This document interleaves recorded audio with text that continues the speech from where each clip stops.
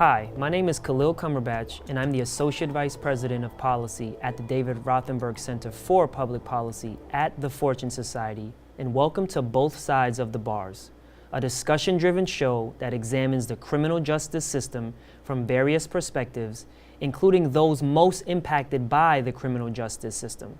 We discuss critical questions about how the current system works, its intersections with social justice, and highlight the efforts that are being made to improve the lives of everyone that is affected by it. We ask you, the viewers, to spread the word about both sides of the bars and share your comments with us on Twitter at TheFortuneSOC. Today's show is titled State-Level Reforms, Where We Need to Focus. Post-midterm elections, we are seeing an unprecedented increased attention by many states to implement state-level reforms as it relates to the criminal justice system. Advocates, both directly impacted and not, from across the country are helping to shape and lead and guide those efforts. And my guest today is Katie Schaffer, New York State organizer for Just Leadership USA, an organization that aims to build power with directly impacted leaders and partner organizations across New York State to decarcerate jails and challenge the fundamental workings of the New York State criminal justice system. Katie, thank you for joining us. Absolutely. So tell us about the state level campaign that you run and give an answer to the fundamental question of why state level reforms? Great. So the Free New York campaign is a statewide grassroots effort in New York State to decarcerate jails and address mass pretrial incarceration. That across New York State, there are about 25,000 people incarcerated in local jails every day, and the vast majority are there pretrial. So that means that if we're going to reduce the number of people incarcerated in jails, if we're going to have any possibility of shuttering jails like Rikers Island, that we need to address the issue of pretrial incarceration. And so we launched the campaign a year ago, really with two goals. One is a movement building goal to build the leadership of directly impacted people and of partner organizations across the state. The other is a set of legislative priorities. And the three that we're working on are bail, discovery, and speedy trial. And what's discovery and a speedy trial? I got you. So let's sort of start with the issue of pretrial incarceration for a second. So when people are incarcerated pretrial, and in New York State that is overwhelmingly, and across the country because folks can't afford bail, that has tremendous consequences for their lives and also for the outcomes of their cases. So if somebody is incarcerated pre-trial, they can lose their job, their apartment, the custody of their children. People also have worse case outcomes, so people are much more likely to take plea deals, and folks end up with harsher and more carceral sentences. And then sort of on the most basic level, this is a violation of the presumption of innocence. It means that for people who cannot afford bail or who are incarcerated pre-trial are treated as guilty until proven innocent. And so to get to your question, bail is money that gets set on somebody's case, and that is supposed to be a mechanism for release to ensure return to court. So the same way that you leave your credit card with the bartender when you open a tab, that's how he knows you're going to come back to pay your tab. You're supposed to pay it, and you then get to go home, and it's just collateral to make sure you come back to court. The problem is that in New York State and across the country, bail has actually become a mechanism of incarceration, that it is set at levels that the vast majority of people can't afford, and it means that people with access to resources are able to pay bail. Their presumption of innocence is protected, and they go home to fight their cases from home. But for low-income people or for other people who can't afford bail, they end up sitting in jail pre-trial. And so when we look to overhaul bail laws, we are looking to end a system of wealth-based incarceration, but we're also looking to fundamentally end pretrial incarceration, that we're looking for the decarceration of jails so that the vast majority of people have their liberty guaranteed pre-trial and have their presumption of innocence protected. Just a quick question about bail, because we have viewers who are across the country and some are more nuanced than others. When folks hear bail and they hear of a bail set, I think that all too often folks think of a six-figure number, right? $150,000, $300,000, $1 million. But bail amounts are actually set much more frequently at much lower amounts, correct? Yes. So can you speak a little bit about that to help clarify what that actually means? Yeah. So bail amounts vary drastically, place to place and judge to judge, that they're deeply arbitrary. And they can have terrible consequences for people regardless of the amount that's set. So there are people sitting on Rikers right now on dollar bail. There was a $1 bail. So their bail amount set based on their charge, their quote unquote risk, and threat to society, all of that stuff. Their bail is set at $1. And we can talk more about why that is. In New York State, the only thing that bail is supposed to be for is to ensure return to court. So it's not a mechanism for public safety. It is just to ensure return to court. And sort of this was a sufficient problem at Rikers that the Bronx Freedom Fund started something called the Dollar Bail Brigade to pay dollar bails. But if you look across the state, there are people who have spent time in jail pre-trial on $250 bails, on $500 bails, on $1,000 bails. That some bails are really high. New York's bails, though, tend to be lower than in California, for example, where $1 million bails are really common, or have been really common. But the reality is, if you don't have $500, it could be $50,000. It doesn't actually make any difference.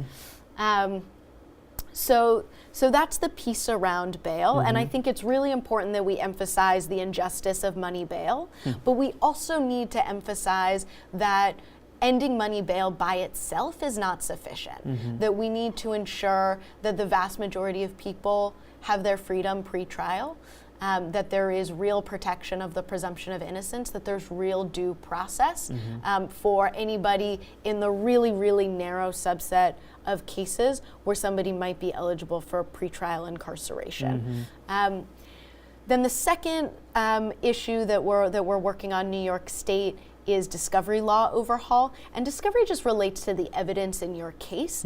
And New York has one of the most regressive discovery statutes in the country, which means that prosecutors don't have to turn over evidence literally until you get to trial, until the jury is selected. And that means that people can't adequately prepare for their own defense.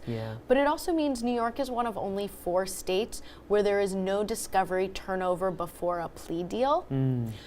And just so you get the sense of sort of who else New York is in a category with, and for folks listening, the other states are Louisiana, Wyoming, and South Carolina are the states where there is no kind of discovery turnover pre-plea. And what that means is that people are making really high stakes decisions about their lives with not even the most basic facts of the case, like the police report. And so to overhaul discovery means ensuring actually fair processes and fair trials, and preventing the coercion of plea deals that come with the withholding of evidence. And so we need a discovery system that is early, meaning discovery materials, evidence get turned over early. That is open, meaning everything gets turned over, and that's automatic, meaning things get turned over automatically. Yeah, because again, for our viewers, I think that folks, when they hear of someone being accused of a crime, right, there's this notion of having your day in court, right? And I think that day in court statement comes with the presumption that you would be able to know all of the accusations leveraged against you, to know all of the evidence that is being presented against you. But according to New York State discovery laws and others, that's not actually happening. And it's not happening on a number of fronts. So the vast majority of cases end in plea deals. 95% of cases in New York State end in plea deals. Wow. So very few. Pretrial is a misnomer. Basically, nobody goes to trial. And the system is both is not designed to facilitate people's right to access trial, and couldn't possibly sustain it. That if everybody exercised their right to trial, the system would literally implode. And so the ways that these pretrial systems are set up in some ways fundamentally to be coercive of plea deals, because it is the only way that New York State and states across the country could process the level of cases, right? The vast numbers of people that we arrest. It's the only way that we could process those, sort of that number of cases. And you can see the ways that it's coercive of plea deals, sort of when you hear particular people's stories. So there's a Free New York campaign leader in Nassau County who was in New York City with a couple of friends in a car, teenagers. He was 16. They got arrested and accused of possessing drugs. He got taken to Rikers Island. Bail was set for $4,000. He didn't have $4,000. He had a single mom. She was raising his siblings. She didn't have $4,000. So he sat on Rikers Island for 3 months. And after 3 months, the prosecution came to him and said, "We'll offer you a plea deal. Plead guilty, and we'll give you time served, and you can go home tomorrow." And he said, "But I'm not guilty. I didn't do it." And the prosecution said, "Well, you can spend the next year and a half telling people how you didn't do it." So what did he do? He took a plea deal, right? And that's the intersection of a bail system that incarcerates people pre-trial, right? People who are presumptively innocent, and the total lack of discovery turnover, which might have made it clear, sort of that the case was weak, that there wasn't evidence, that the person who's accused of something didn't do the harm that they were accused of. Yeah. And so speedy trial? So speedy trial, and this is both discovery and speedy trial, are more unique to New York than bail is. So despite a constitutional right to a speedy trial, right, your Sixth Amendment constitutional right, in New York there is no firm deadline about when you're actually entitled to your day in court. Instead, we've got a system called the readiness, that gets referred to as the readiness rule. And what that means is that there's a time frame by which prosecutors are required to declare readiness for trial. But as soon as they declare readiness for trial, the speedy trial clock stops, and then it can take however long it takes for you to actually go to trial, that your case can sort of be endlessly adjourned. And that is how you get cases like Khalil Browder, or like our many members who have been incarcerated pre-trial for months or years, is that only certain things count towards the speedy trial clock. And so it means in practice that people actually don't have a right to a speedy trial in New York State. And so that was most saliently a problem in the Bronx. Some very powerful litigation has mitigated some of the urgency of that. But it's important for us to get actual legislative change that guarantees people's right to a speedy trial. And the only thing that I'll flag for you is in New York, we are prioritizing bail and discovery over speedy trial at the request of partners of ours who have said, if you get speedy trial passed before discovery overhaul, we will just get railroaded in court faster, right? That we need to make sure that people have access to the evidence in their case before we ensure a true speedy trial. And what are some of the organizations involved in this statewide coalition, and why have some of those organizations involved as opposed to having just leadership run the campaign? So the campaign is composed of grassroots organizations statewide, like Vocal New York, New York Communities for Change, as well as civil liberties and civil rights organizations like the New York Civil Liberties Union, and then public defender offices like the Legal Aid Society. And sort of what we see here is a really powerful intersection of organizations that build grassroots power, of public defenders' offices who both can speak to how these issues impact them from their ability to represent clients, and then civil liberties and civil rights organizations who can speak to this as an issue connected to issues of policing suppressing of people's more basic constitutional rights. And so we build out coalitions because they build power. That in order to change laws, we need to have mass movements of people and organizations that can hold elected officials accountable and change what elected officials believe is possible, right? That there is always that moment when you know you're winning as a campaign when elected officials start to ask different questions, right? Or when the floor of what is acceptable reform starts to go up, that people collectively no longer think, oh, we would be willing to accept this, but no, this is the, up here is the bar. And we can see this over the organizing that's happened around discovery over the past couple of years, that the strength of the discovery bills has really increased. And that is because we have collectively organized. And that has meant that what was considered acceptable 5 years ago is no longer considered acceptable. And so what are some of the other state level campaigns that Just Leadership is involved in? And again, speaking to the question of why on a state level, right? There is a tremendous amount of attention around federal legislation as it relates to the criminal justice system, particularly around prisons. And so folks who may not be who it may not be readily apparent on why the issue is so important on a state level. Can you speak to that? So if we are looking to decarcerate, if we're looking to reduce the number of people who are incarcerated, we have to look at state level reforms because the vast majority of people are incarcerated in state and local jails. That if we were to just address people incarcerated in federal prisons, that would barely scrape the surface of the mass incarceration crisis in the country.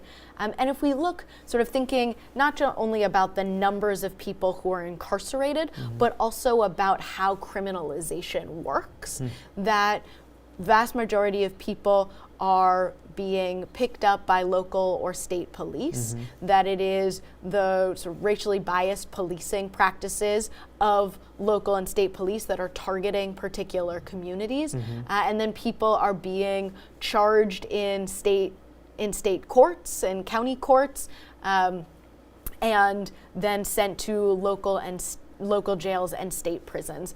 And so we only address that crisis when we address the laws at a local and state level.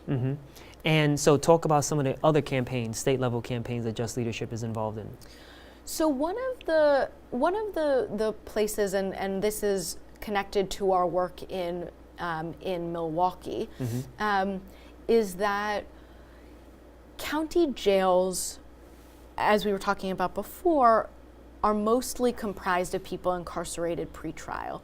But the other growing number of people in local jails are people being held on technical parole violations. So somebody is released from prison, parole puts certain stipulations on them, and those stipulations can be incredibly onerous, right? That somebody has an 8 or 9 p.m. curfew. Those restrictions can limit where somebody moves, can't leave a certain borough or a certain city, that if you have children in another place that you need to get permission to visit them. And so what we see is that parole, rather than being a system that helps people reintegrate, that supports people in finding jobs and housing, ends up being a system that recriminalizes people. And that contributes to people's reincarceration on nothing more than a technical violation, not on the accusation of a new charge, but simply on a violation of the conditions of their parole. And so this grows local jail populations. It clearly has tremendous impact on individual people's lives, that you've come home. We have members who have come home, who have gotten jobs, who are rebuilding their families, and then get picked up on some kind of technical violation. And spend months in jail, at which point they've lost their job, has all kinds of consequences for their families, and so they need to restart the process of coming home that they already started. Yeah.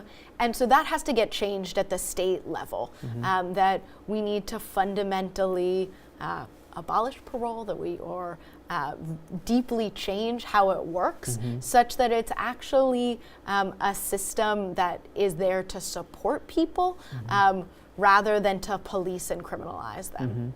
And so, for viewers listening all across the country who have an interest in doing some work on a state level, they hear you talking about all of the reasons and the need to actually focus on a state and local level, and they say, I'm all in. Where would you direct folks to kind of have an idea of an entry point into this work? So that's going to be state by state, right? So I think the sort of first step is to figure out what are the organizations in your state or in your city or your county that are doing this work, and to follow them, to get a sense of what their demands are, what they're trying to shift, sort of who they're accountable to, who their base is. And if they are moving forward policies that decarcerate or policies that promote justice, see how you can be involved in their work. More broadly, much of the work that we do is about changing legislation. And in order to change legislation, you have to convince people who are in elected office that they will suffer consequences if they fail to change those laws, right? And the consequences that they can suffer is that people don't re-elect them. And so when you contact elected officials, the implicit threat of calling your state assembly member or your senator is, if you don't move forward on this issue that I care about, I might not vote for you again, right? And so most basically, setting up meetings with your representative who you elected into office is really powerful, and is something you are entitled to do, and it's much easier to do than I think many folks realize. So because they work for you. They work for you. Yeah, I think folks don't understand that or don't give much credit to that.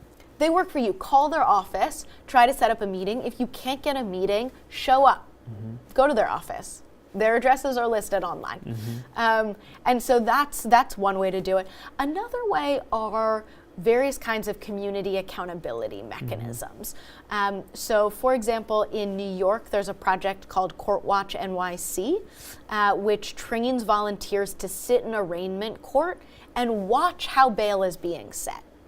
And to record, because the state does not collect data from counties about how bail is being set, to record who is the judge, who is the prosecutor, what kind of bail was requested, what kind of bail was set, could the person make it, right? And that way, we both communicate to judges and prosecutors who are both, or at least the DA is elected, judges are elected, that the community cares. It's a way to get some basic information about how these systems work. I think sitting in arraignments for most people is deeply eye-opening, right? They last all of 30 seconds, at which point a decision is made that determines whether or not somebody loses their freedom. But it also allows us to have some of the community-driven data and stories to be able to hold these systems accountable. There have also been movements across the country to elect progressive DAs. The DAs have tremendous discretion about who to charge, what charges to pursue. DAs by themselves can decide to have open file discovery policies, for example. They can decline to request bail. And so DAs have incredible power. And so there was unbelievably impressive community organizing in Philadelphia to get Larry Krasner elected to DA. And that work is being echoed in places across the country. Yeah. And so in the last 2 minutes or so that we have, for the Free New York campaign, what's a win? Like, what is success for running a massive campaign that is pushing elected officials to do what they said they're going to do, which is to listen to the people? What's success? So I would say there are two kinds of success. One is the success of leadership development and power building, right? If we can get 1,000 people across the state who have been directly impacted by these issues to not only know that they can set up meetings with their elected officials, but to lead those meetings, to anchor and drive the strategy of how to target and move elected officials, that is incredibly powerful, not only in what we can get done on this campaign, but in what's possible moving forward, right? Because the sort of crisis of mass criminalization and mass incarceration in the US is such a gigantic beast that no one campaign addresses all of the elements, right? And so sort of each campaign needs to build our collective power and our collective leadership for the next fight. So that, what I would say, is one thing. The other thing is getting legislation passed that has the outcomes that we want, right? So New York State could pass bail reform and call it bail reform and pat themselves on the back and take a victory lap. And that bail reform could still leave tremendous number of people in jail pre-trial, and that would not be a success. So successful bail reform results in the vast decarceration of jails across the state, and in the protection of the presumption of innocence, and in ensuring that if anybody is incarcerated pre-trial, that there are serious due process protections in place. Yeah. So we're going to have to leave it there, Katie. We could talk forever about the amazing work Just Leadership is doing. Thank you for joining us. Thank you to the viewers for tuning in.